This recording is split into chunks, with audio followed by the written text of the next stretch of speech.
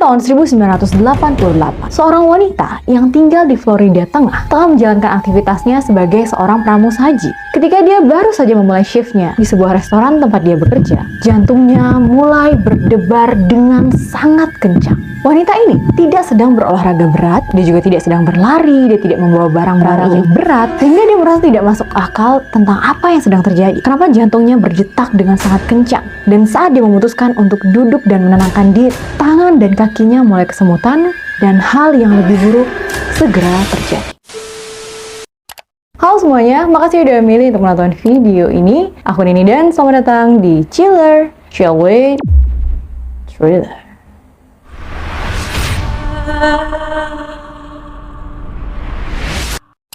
Halo teman-teman, apa kabar? Semoga kalian selalu diberikan kesehatan dan kelancaran dalam setiap aktivitas. Di episode kali ini aku akan menceritakan cerita yang sangat kompleks tentang satu kelompok perkumpulan orang-orang jenius yang mereka itu biasa melakukan aktivitas yang cukup aneh. Dan ini tuh berhubungan dengan seorang wanita yang pada akhirnya mengalami penyakit yang cukup aneh. Nah, gimanakah wanita ini dan perkumpulan para jenius ini terhubung? Kalian harus simak video ini sampai habis. Seperti apa cerita lengkapnya? Tanpa babi bu, ini dia The Story.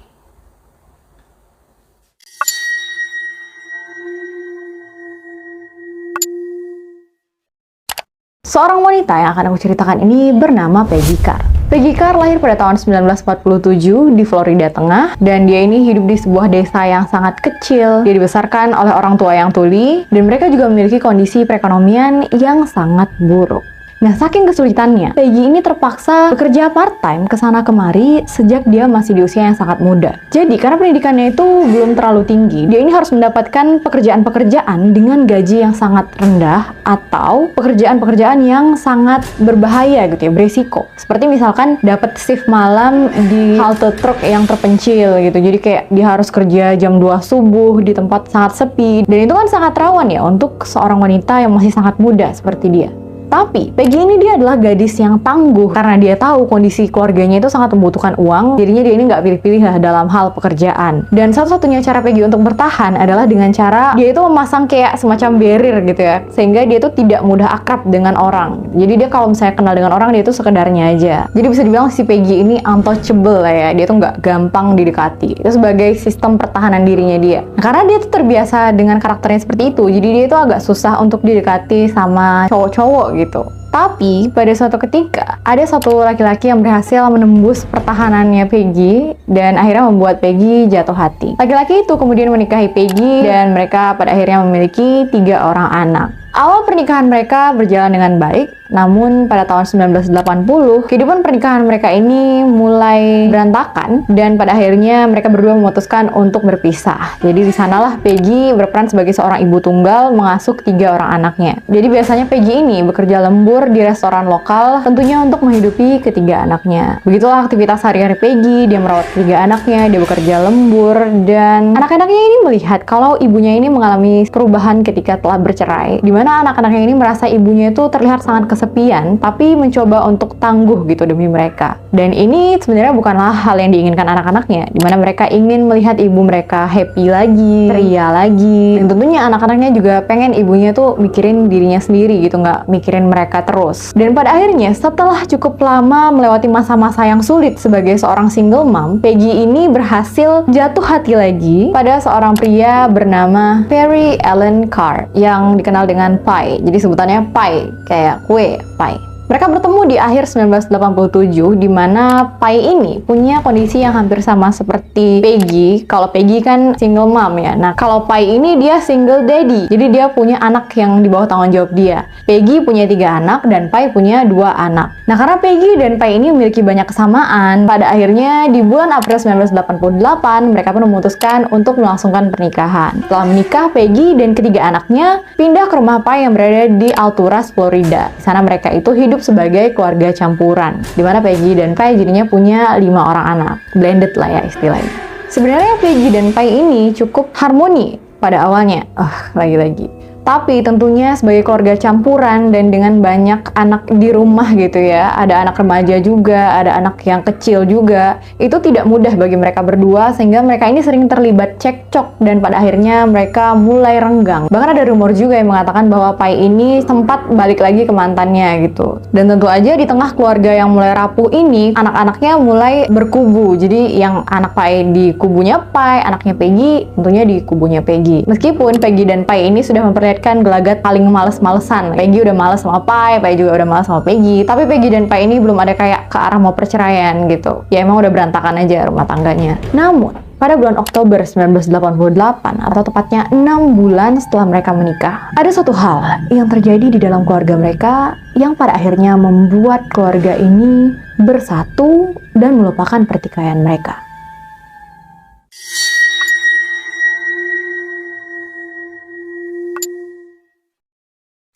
Pada suatu pagi di bulan Oktober 1988, Pai bangun dan memberitahu Peggy bahwa dia ingin pergi berburu.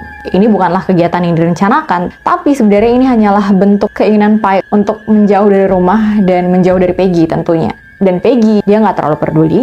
Dia bilang, oke, aku juga mau kerja hari ini. Di saat Pai menaiki truknya dan pergi menjauh dari rumah, Peggy pun bersiap-siap bersama anaknya yang bernama Sisi untuk pergi bekerja. Jadi di tempat tinggalnya yang baru ini, Peggy dan anaknya Sisi, mereka berdua bekerja di sebuah restoran yang sama sebagai seorang pramusaji, pelayan restoran. Mereka pun bersiap-siap dan mengendarai mobil Peggy, kemudian pergi untuk bekerja. Ketika mereka masuk di restoran, seperti biasa mereka bersiap-siap, mereka mengenakan seragam restoran, dan ketika Peggy sedang berjalan menuju ke sebuah meja, dia menyadari jantungnya berdetak dengan sangat kencang. Meskipun dia tidak melakukan aktivitas yang berat, dia tidak berlarian, dia tidak membawa barang-barang yang berat. Sehingga tentunya ini terasa aneh bagi Peggy. Kenapa jantungnya berdetak dengan sangat kencang dan sangat tiba-tiba? Ini bukan hal yang pernah terjadi gitu. Baru pertama kali Peggy mengalami hal kayak gini. Tetapi, karena Peggy ini adalah wanita yang strong, dia berusaha untuk tetap tenang dan menjauhkan diri dulu dari pekerjaannya. Dimana dia pergi ke satu bilik toilet, dia duduk di sana, dia berusaha menenangkan diri untuk menunggu detak jantungnya menjadi lebih stabil lagi nih. Tetapi, ketika dia duduk di bilik itu, yang terjadi adalah bukannya jantungnya menjadi lebih stabil, malahan tangan dan kakinya juga ikut-ikutan terasa aneh, dimana tangan dan kakinya menjadi kesemutan. Ketika dia mengalami gejala-gejala ini, Peggy berpikir mungkin aku bakal kena serangan jantung nih. Dia memutuskan, oke, aku harus istirahat. Dia pun pergi keluar dari bilik toilet itu, mencuci mukanya di wastafel, dan berkata kepada anaknya Sisi bahwa dia akan istirahat pulang ke rumah.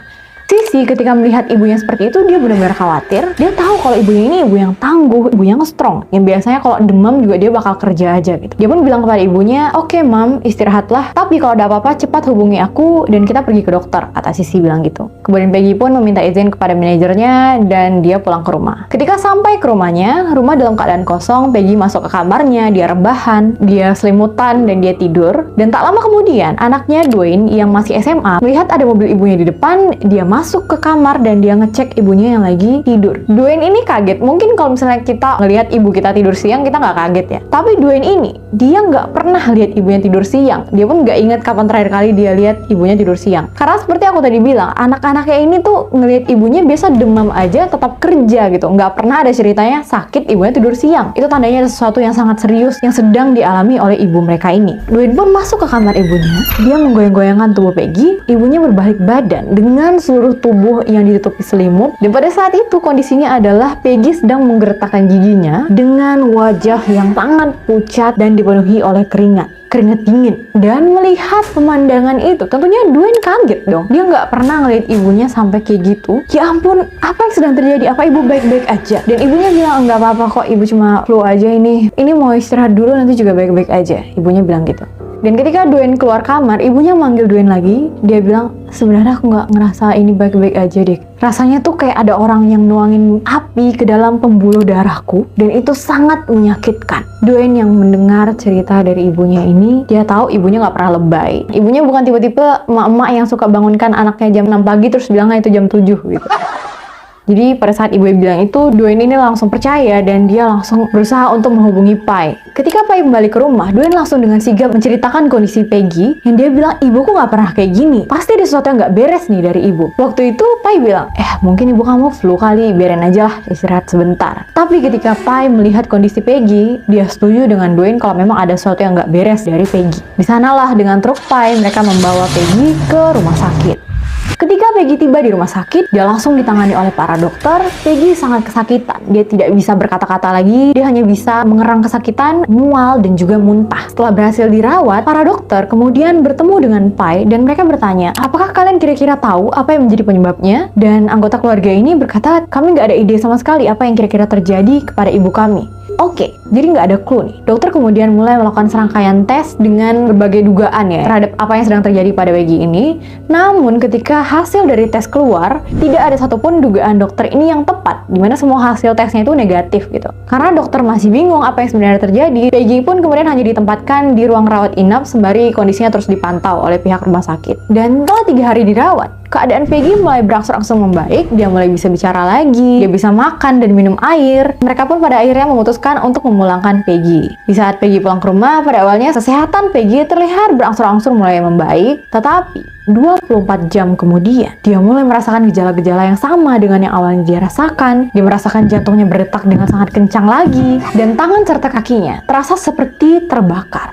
Peggy dan keluarganya tahu bahwa pada akhirnya pun kalau Peggy dibawa ke rumah sakit, dokter tidak akan bisa berbuat banyak, sehingga pergi ke rumah sakit bukanlah opsi yang tepat sebenarnya. Akan tetapi, daripada dia berhari-hari hanya terbaring di rumah tanpa ada tenaga medis profesional yang bisa memantau keadaan Peggy, tentunya keluarga ini pada akhirnya memutuskan untuk membawa Peggy kembali ke rumah sakit yang sebelumnya. Sampai di sana, dokter melihat lagi, oh ini ibu yang kemarin. Para dokter pun kemudian kembali melakukan serangkaian tes yang sempat dilakukan pada waktu terakhir kali Peggy datang ke rumah sakit tersebut. Mereka mengira mungkin pada kali ini penyebab dari penyakit Peggy ini dapat terlihat dengan tes yang sama. Akan tetapi sayangnya semua tes yang dilakukan kembali dengan hasil yang negatif, termasuk juga tes terhadap racun. Jadi tidak ada racun yang terdeteksi di tubuh Peggy, sehingga tidak banyak yang bisa para dokter lakukan selain menempatkan Peggy kembali ke ruang rawat inap sembari memantau kondisi Peggy. Sejak malam pertama di mana Peggy dibawa ke rumah sakit itu pun, kondisi Peggy terlihat semakin memburuk. Dia kesakitan, dia menangis di bantal, dia berteriak, sehingga satu orang rumah sakit pun dapat mendengar suaranya. Peggy merasakan sakit yang teramat sangat di bagian atas paru-parunya. Peggy sempat pingsan berkali-kali.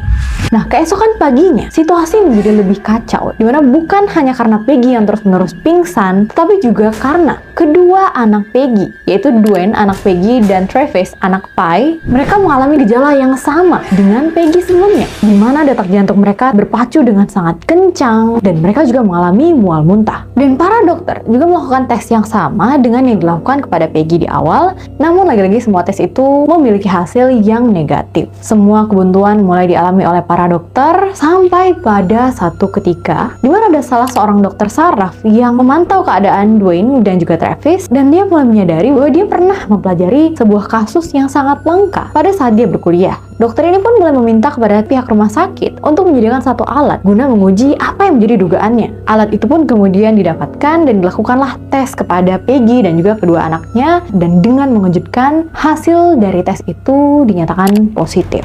Nah, apakah sebenarnya yang dialami oleh 3 orang ini? Tahan dulu, nanti aku ceritakan.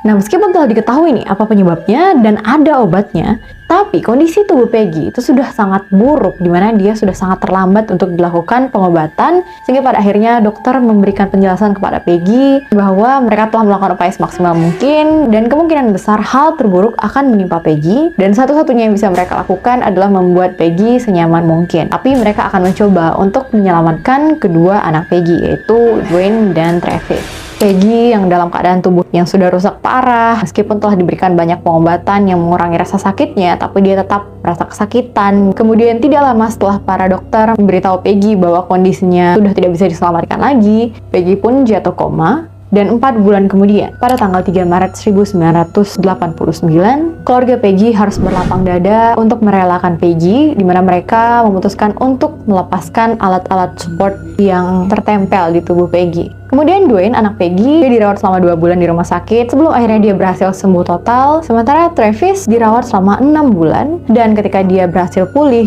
dia tidak bisa berjalan dengan normal lagi.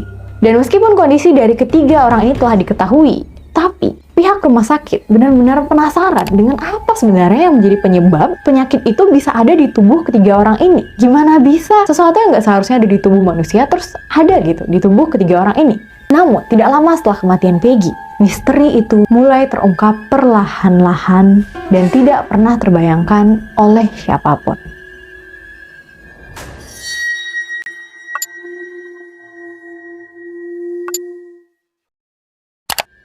Ada sebuah organisasi bernama Mensa, di mana Mensa ini berisikan kumpulan orang-orang jenius. Yang kalau kita mau gabung ke organisasi ini, kita harus bisa membuktikan bahwa IQ kita ini berada di IQ 2% teratas dari seluruh populasi penduduk dunia. Bayangin sepintar apa mereka semua. Nah, jadi organisasi internasional ini dia punya cabang di Alturus, yaitu kota di mana Peggy dan anak-anaknya hidup. Dan apa yang biasa mereka lakukan? Mereka biasa berkumpul di hotel, di kabin, dan mereka melakukan kegiatan yang mengasah kemampuan intelektual mereka. Dan setiap akhir pekan, mereka ini biasanya punya aktivitas yang diberi judul Mensa Murder Weekend atau akhir pekan pembunuhan Mensa. Nah, jadi di acara MMW ini, biasanya salah satu anggota akan ditunjuk untuk menjadi penanggung jawab yang membuat skenario di minggu ini gitu. Jadi tiap minggu itu orang yang ditunjuk beda-beda. Jadi panitia lah gitu ya. Nah, panitia ini akan menunjuk orang-orang yang berperan sebagai ini. Ada yang berperan sebagai korban, nanti ada yang berperan sebagai pelaku.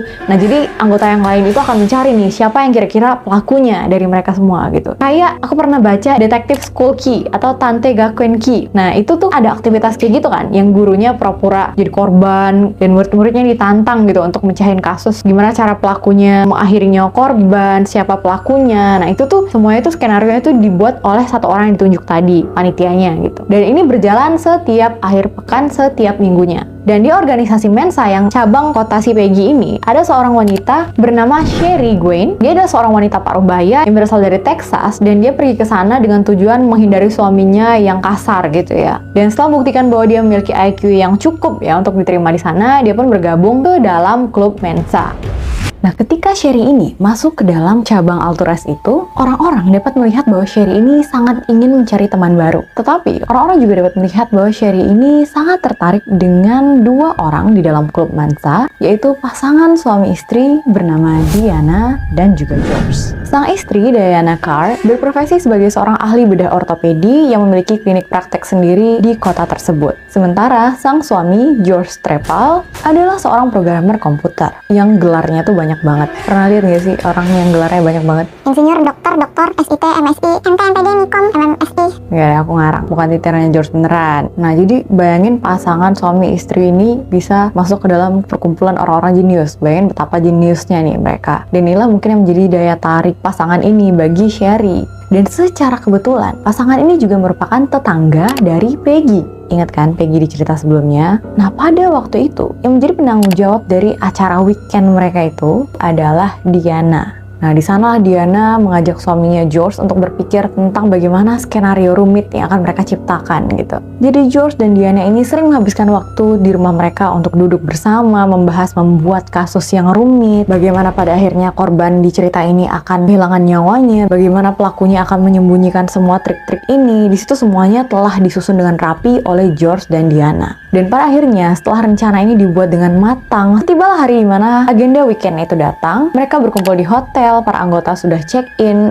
dan Diana serta George mereka membagikan kartu kepada seluruh peserta ataupun anggota Mensa. Kartu itu berisi peran dari masing-masing anggota, dan mereka semua tidak saling mengetahui peran satu sama lain. Begitulah permainan dimulai, sampai akhirnya permainan ini dapat diselesaikan dengan sangat memuaskan. Jadi orang-orang sangat kagum terhadap skenario yang telah dibuat oleh Diana dan juga suaminya George. Dari semua orang yang memuji permainan ini, tentunya orang yang paling tertarik adalah Sherry. Dia kemudian mendekat kepada George dan bertanya, gimana sih kamu bisa menciptakan permainan sehebat itu? Apa yang terjadi jika trik ini benar-benar diaplikasikan bukan hanya di dalam game, tetapi di dunia nyata? Sherry nanya kayak gitu ke George. Nah, sebenarnya George ini merasa kalau Sherry ini tertarik dengan cara yang berlebihan. Tetapi karena George selalu berada di bawah istrinya Diana, jadi ketika ada orang yang memuji dia, kepo gitu ya sama pengetahuan dia tuh suka. dia senang gitu menjelaskan sedetail mungkin. Jadi dia merasa kalau dia itu dielu-elukan gitu. Sehingga George ini sering duduk berdua dengan Sherry menceritakan bagaimana senjata yang digunakan untuk trik ini dan apa yang terjadi pada tubuh manusia ketika benda itu masuk ke dalam tubuh manusia, bagaimana cara mendapatkannya, bagaimana sejarahnya. Dan sepanjang waktu Sherry selalu memperhatikan dengan baik setiap detail yang diberikan oleh George. Bahkan Sherry sering menelpon hanya untuk menanyakan seputar trik itu gitu. Diana juga menyadari bahwa Sherry sangat dekat dengan George, tapi lagi-lagi suami istri ini melihat bahwa Sherry ini orang yang sangat menyenangkan, ya tipikal anak baru yang pengen punya teman dan pengen belajar gitu ya. Jadi suami istri ini tidak menemukan adanya red flag dari Sherry, sehingga mereka ya fine-fine aja. Namun sebenarnya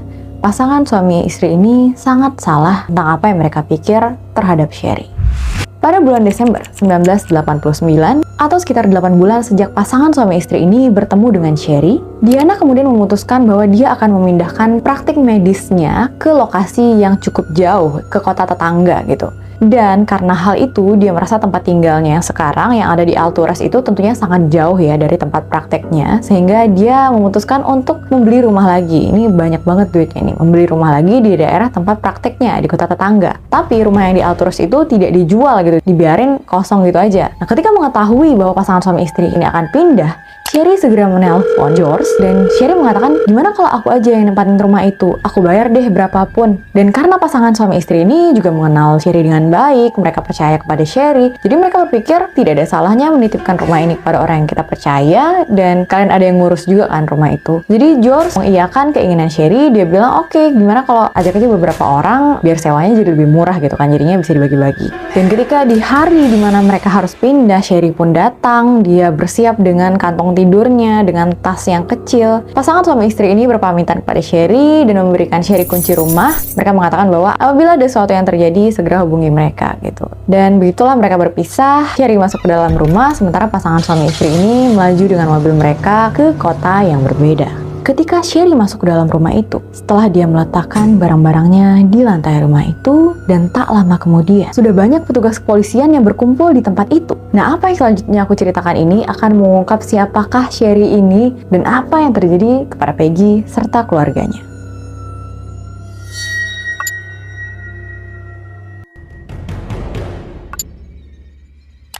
Oke, kita sedikit kembali ke cerita Peggy. Pada waktu Peggy pertama kali merasakan rasa sakit yang luar biasa itu, ternyata ada seseorang yang meletakkan 8 botol kaca Coca-Cola di rumah keluarga Peggy. 8 botol soda ini ditaruh di sudut meja dapur.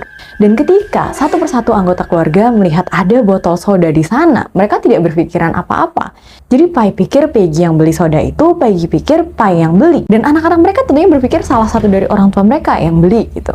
Terutama lagi karena Pai dan Peggy ini tidak sedang akur. Tentu aja kalau orang lagi ngambek-ngambekan itu biasanya mengurangi intensitas buat ngobrol ya. Jadi kalau ada minuman ya minum aja gitu. Kayaknya nggak mungkin nanya gitu kan. Nah, pada akhirnya satu keluarga ini meminum botol-botol yang ada di sana, kecuali ada satu anak yang masih kecil di rumah itu. Dan meskipun semua anggota keluarga minum botol yang sama, tetapi yang paling banyak meminum adalah Peggy. Namun sayangnya ternyata di dalam 8 botol soda itu ada seseorang yang telah memasukkan bahan kimia yang berbahaya, yaitu talium. Talium ini adalah bahan kimia yang sangat mematikan. Dia tidak berbau, tidak berwarna, dan tidak berasa. Dan meskipun digunakan dalam jumlah yang sangat kecil, dia sangat mematikan bagi tubuh manusia. Dan ketika mereka semua itu dirawat, sebenarnya dokter sarafnya Dwayne melihat ada tanda-tanda dari keracunan talium. Dan tanda itu adalah rambut yang rontok. Jadi rambut Peggy, rambut Dwayne, dan Travis semuanya itu rontok. Dwayne dan Travis memiliki sekitar 20.000 kali lebih banyak talium di dalam tubuh mereka daripada yang bisa secara alami diproduksi oleh tubuh manusia. Sementara Peggy memiliki 50.000 kali lipat lebih banyak daripada talium yang secara alami bisa ada di dalam tubuh manusia. Bayangkan betapa hancurnya tubuh Peggy, terutama karena penanganan terhadap talium ini sangat terlambat dilakukan. Ya tentunya karena dokter terlambat ya mengetahui penyebab dari rasa sakit yang diderita Peggy. Dan setelah kejadian itu, sebenarnya semua anggota keluarga Peggy ikut dilakukan tes, dan di dalam tubuh semua anggota keluarga itu terdapat kandungan talium itu. Jadi tubuh Pai, anak Pai juga ada, kecuali ada satu anak Peggy yang masih kecil yang nggak minum soda itu.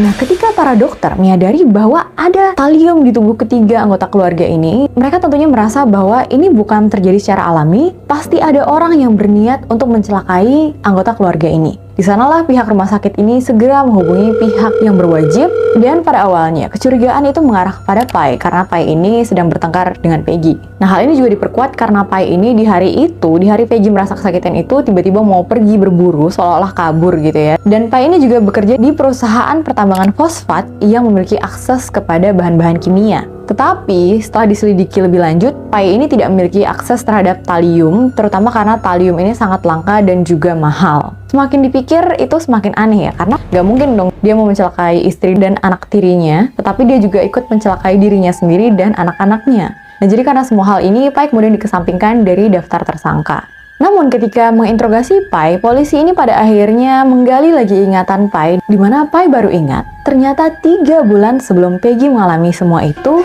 ada sebuah surat yang diketik dan diselipkan di rumah mereka serta ditemukan oleh Pai. Surat itu bertuliskan, keluargamu harus meninggalkan Florida dalam waktu 2 minggu, atau kalian semua akan mati.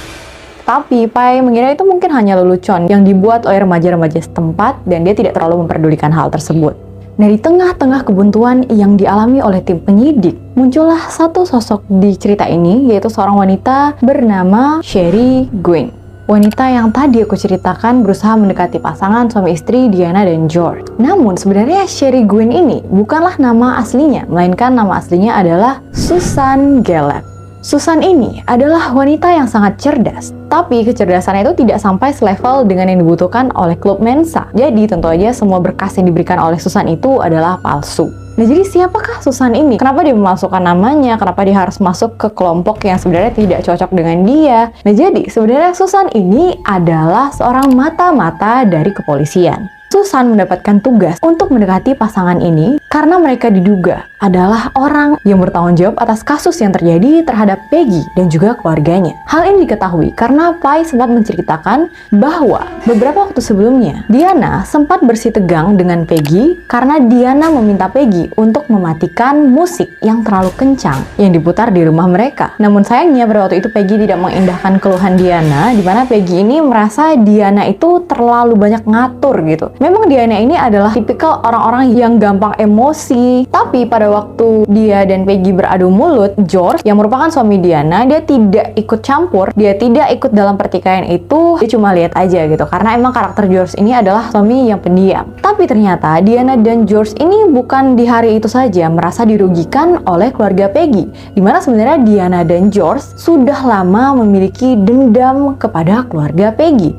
Hal ini dikarenakan menurut mereka Peggy, Pai, dan anak-anaknya tersebut merupakan tetangga yang sangat mengganggu, mereka sangat menyebalkan, mereka berisik, mereka menjengkelkan. Dan meskipun George terlihat seperti orang yang tidak memiliki keluhan terhadap keluarga itu karena dia terlihat diam aja, namun sebenarnya George ini tipe-tipe orang yang mendam gitu. Jadi dia itu membenci keluarga itu dalam diam, bahkan lebih parah daripada istrinya Diana. Terutama lagi setelah kejadian Diana dan juga Peggy bersiteru, George ini merasa semakin terpicu untuk melakukan sesuatu kepada keluarga Peggy. Di sanalah dia mulai mengetik surat ancaman dan meletakkannya di rumah Peggy, namun keluarga Peggy tidak terlihat takut terhadap ancamannya dan tetap tinggal di rumah tersebut. Pada waktu itu George pun mulai semakin yakin untuk membalaskan dendamnya dan masuk ke rencana yang kedua. Sebelumnya, pada tahun 1970, George sebenarnya pernah menghabiskan waktu di penjara federal, dan di sana dia itu diberikan tugas untuk memasak zabu.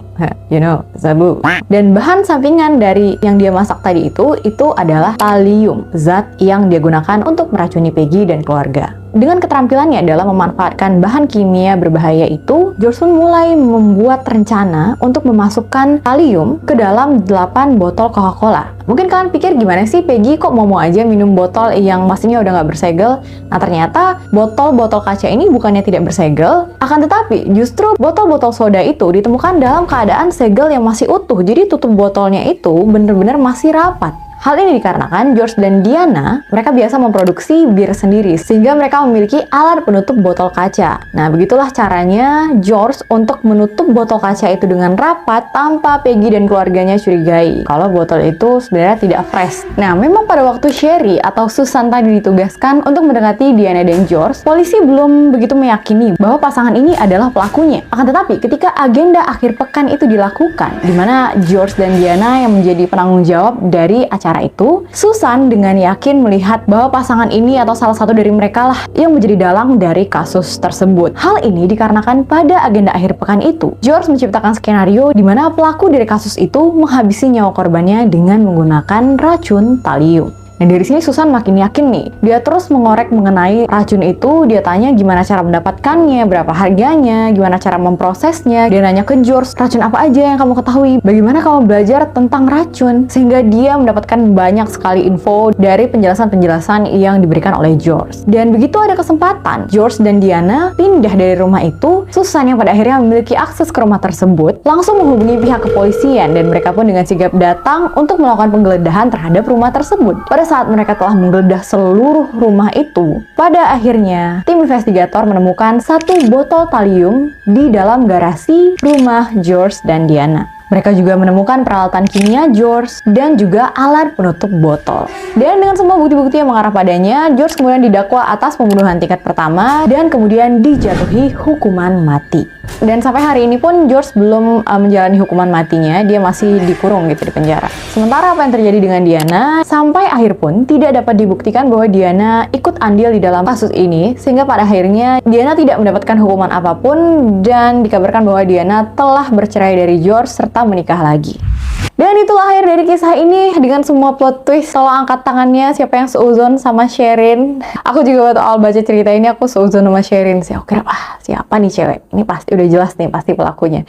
Tapi ternyata pelakunya malah tetangga dari Peggy sendiri. Aku kasihan banget sih dengan semua yang terjadi pada Peggy dan keluarganya. Peggy sampai kehilangan nyawanya dan salah satu anaknya yaitu Travis, anak tirinya Peggy, sampai tidak bisa berjalan dengan normal lagi. Ini akibat punya tetangga terlalu pintar tapi psikopat ya jatuhnya. Dan bisa menjadi bahan belajar bagi kita juga untuk berhati-hati terhadap siapapun, mungkin rekan kerja, teman sekelas, tetangga, yang meskipun menurut kita tidak berpotensi untuk menyakiti kita, akan tapi kita tidak pernah tahu apa yang berada di pikiran mereka, kita tidak pernah tahu seberapa nekat orang itu, jadi berusahalah untuk jadi tetangga yang baik, menghindari konflik, membuat lingkungan menjadi nyaman gitu kan. Ini semua terjadi karena katanya itu keluarga Peggy itu berisik banget gitu. Oke, itulah dia cerita di episode kali ini. Aku berterima kasih banget kalian udah mau nonton sampai sini dengan semua teka-teki yang ada di cerita ini. Ini tuh sebenarnya menarik banget untuk dibahas dan tetap ada pelajaran yang bisa kita dapatkan. Aku minta maaf bila ada yang kesalahan dari cara penyampaianku atau dari cara aku menyimpulkan materi yang aku sampaikan, karena semua ini aku dapat hanya dari media yang beredar aja kawan-kawan. Jangan lupa like, subscribe, dan tinggal juga komentar positif biar lebih semangat lagi upload videonya. Nyalakan juga notifikasi biar kalian tahu kalau aku upload video baru, dan share ke teman-teman kalian yang suka diceritain cerita-cerita kayak gini. Video ini dibuat tanpa adanya maksud untuk menginspirasi tindak kriminal, menakuti atau membuka aib siapapun, tetapi untuk jadikan bahan pelajaran pada kita semua agar lebih waspada dalam jaga diri sendiri maupun orang tercinta. Sampai jumpa di videoku yang lainnya. Bye!